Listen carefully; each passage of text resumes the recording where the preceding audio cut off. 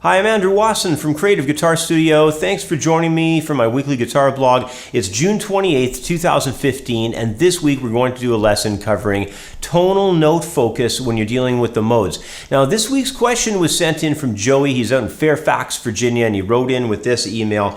I just picked up a copy of your ebook using the major scale modes. Been crazy helpful so far, so thanks a bunch for that. I'd really like to know if when playing modes you should focus on hitting the tonal note, for example, D for Dorian in the key of C, or if you should focus on playing the parent scale, for example, C to C from the key of C, regardless of the mode that you're playing in.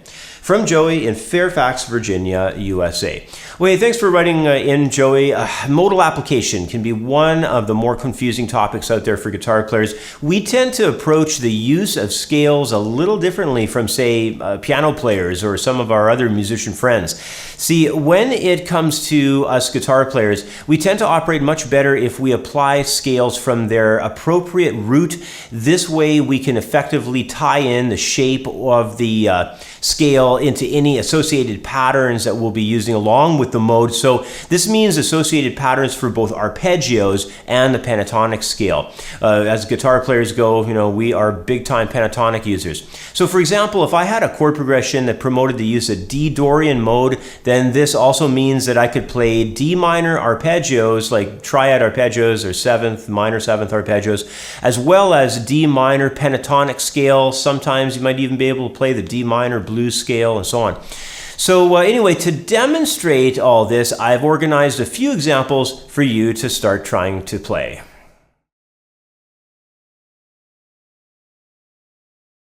Since most guitar players start playing melodies and lead ideas on guitar using the pentatonic scale,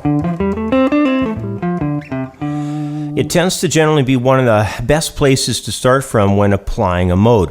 So for our examples in this video lesson, I'm going to be working within Dorian mode with the tonic note being D. Now Dorian is a minor sounding mode, so D Dorian mode is more or less around those minor tonality ideas. So that's going to pull us closer to home with the D minor pentatonic scale. And that's going to be something that we're going to use as a template. It's familiar, and on another front, contains less notes than the full Dorian mode.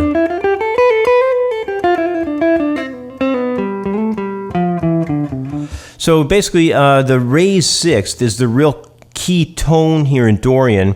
When you're studying modes, one of the main things that you're doing is you're saying, okay, we have these two primary scales, the major and the minor. So D, as a minor sound, we would be basing that off natural minor. That's sort of the foundation. Now, the difference between Dorian and the natural minor scale is the sixth note. In the natural minor, we have a B flat, but in Dorian, we have a B natural. So what I've done is I've taken a pentatonic melody and I've just kind of injected, the main B natural note around what's happening with the pentatonic scale. And I've just got a real straightforward couple of chords I'm going to be playing in the background. I've got a D minor and a G major. And the reason why I'm going from the D minor triad to that G major, and I'm using that as our jam, is because the G major chord is very unique to the harmony of Dorian mode off of the D. Now what happens is the major third of that G chord is a B natural, and that's the unique color tone that we have in this D Dorian sound. So it's really something you want to target, and that's going to bring out the color of the mode. So in the melody that I put together, it's basically going to have a lot of pentatonic as the basis, but we're going to be injecting that B natural tone in there. So around these chord changes, what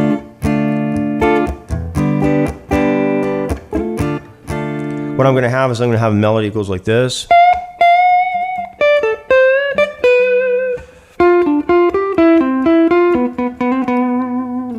All right, so I'm going to fire up the loop pedal because I've got those chords in the pedal already and give you a chance to hear how all this comes together. Here we go.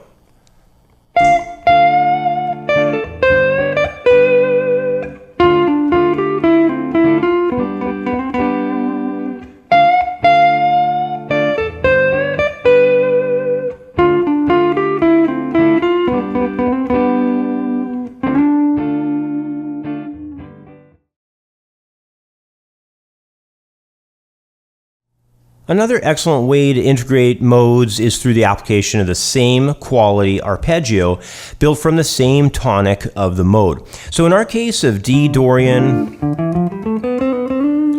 we can apply minor triad, or we could use minor 7 arpeggio built from the tonic note of D. They're both going to work great, and the reason that we're using the minor tonality here is due to the fact that the Dorian mode happens to be of a minor tonality in its quality and its structure. And so by applying the minor arpeggios with the addition of the Dorian color tone, which is of course going to be influencing that B natural sound, we end up with excellent melodic possibilities that we can use. We can closely tie in the tonality and the color of the mode that we need associated to, whatever tonality chord progression that we're using. And what I mean by that is, if you're doing, like we're doing Dorian right now, but it means that we're coming from the C major scale. So if you're working off the root of C, that means you can use major arpeggios. You could use major pentatonics. You move up to the second degree that we're working on in this lesson. That's going to be Dorian. So you could use Dorian links up with minor pentatonic, minor arpeggios. The next step away would be the third degree. That would be Phrygian. That would link up with minor as well. Fourth step away would be major. That's Lydian mode. Fifth step Mixolydian. So that's going to be major. And the arpeggios though would be a little bit different. You could use major triad, but the extension out to the seventh would have you moving through the dominant seventh arpeggio. And then finally, when you get to the natural minor or the Aeolian mode, that's going to be obviously a minor color. But then when you hit the B in this particular run through this C major, that's going to be diminished. So you can use some minor, some blues sounds. It's a touchy thing to mess around with though in the pentatonics, but the tonality for obviously for the arpeggios is going to be diminished, or minor 7 flat 5. So it's a lot to learn. This is not going to happen in a real short span of time, and I know some students can be really opposed to learning all the ins and outs of the theory, but it's so vital that if you want to be a good player, you just have to do it. It's like a lot of other things in life. If you want to become to a higher level with certain things, it doesn't matter what it is. You got to study them. And you got to put a lot of work into them. So anyway.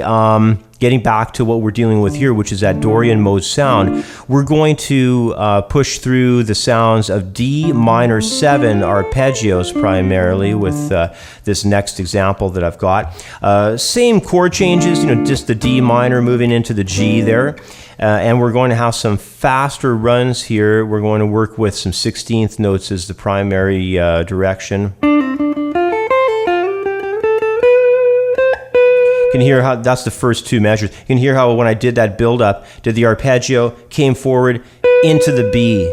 And that's going to happen right around time when that G chord comes in, because remember the major third on the G chord is a B. So that's the tie-in there. Right, from that point we're going to do another D minor 7 arpeggio, this time starting from the 12th fret of the 4th string. And then you can hear again the push into that B note. That time I'm on the 4th string at the 7th fret. So I'm going to fire up the loop pedal. I've got these chord changes in the background. We'll listen to those chord changes go by first, and then we'll come in. The melody comes in on the upbeat of 1, so you just have to kind of watch that. Here we go.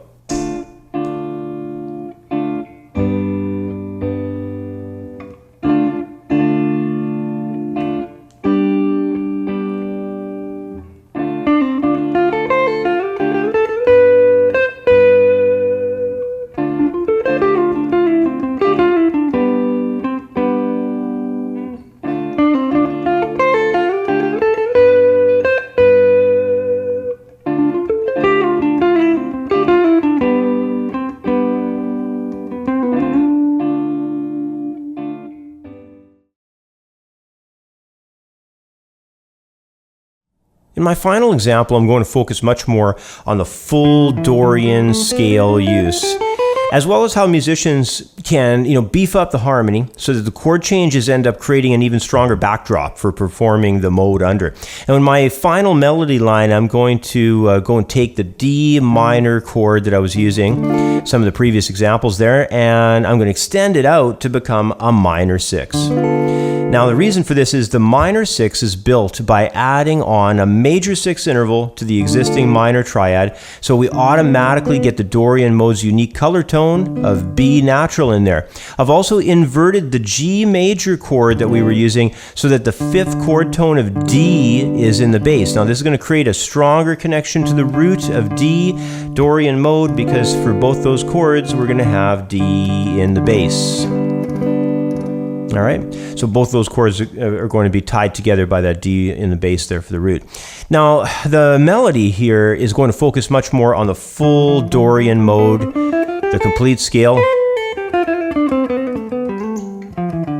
And I'm not going to be having too much connection any longer to what we had talked of prior with the pentatonic and arpeggio stuff. The result from doing so much scale work is going to be a kind of a busy melody. There's going to be a lot of notes, and it's going to have a nice strong backing set of chord changes because I'm going to be going through that D minor 6 with the B note in there, and that's going to tie in with that G as well because the D will be in the bass there for that also.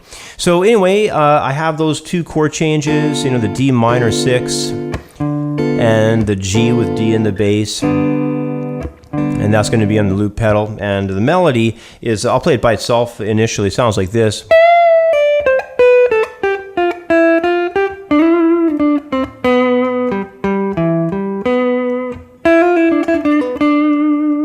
There's a pull-off in there that's a little bit challenging. The 7th fret to 4th fret pull-off. So you may need to work on that a little bit. I'm kind of stretching back with that to use my 3rd finger into my index finger for the pull-off. Might seem kind of awkward for some of you guys, but just work on it a little bit, it'll come together. And those chord changes are in the loop pedal. I'm going to fire that up, give you a chance to hear how all this fits together.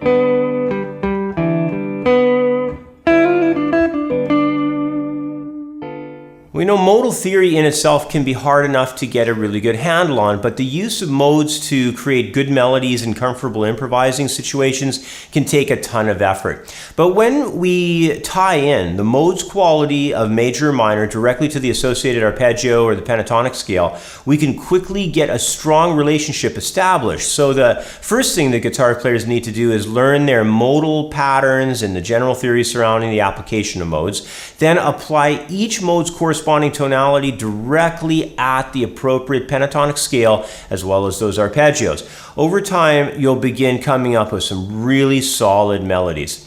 Anyway, that's about all the time I have for today. As always, thanks for watching. Please subscribe, and if possible, consider a small donation to help fund the Guitar Lessons Project. Otherwise, have yourself a really great week, and I'll catch up with you next time. Bye for now. I'd like to take a moment to mention another guitar video lesson project I've started.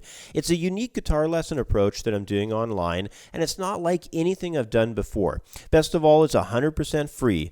I've called this approach Guitar Micro Lessons, and they're a great way to learn a few new licks or riffs or chord shapes each week. Now, these guitar micro lessons are quick and easy to learn from. They're very short, with each lesson running between only 1.5 minutes to 2 minutes in length. They're published to YouTube from Monday to Thursday on my other Guitar Blog Update YouTube channel, and you can either subscribe to that channel to guarantee getting each new episode, or just visit the channel whenever it's convenient for you and check out the new micro lessons in the playlist on the Guitar Blog Update channel's homepage.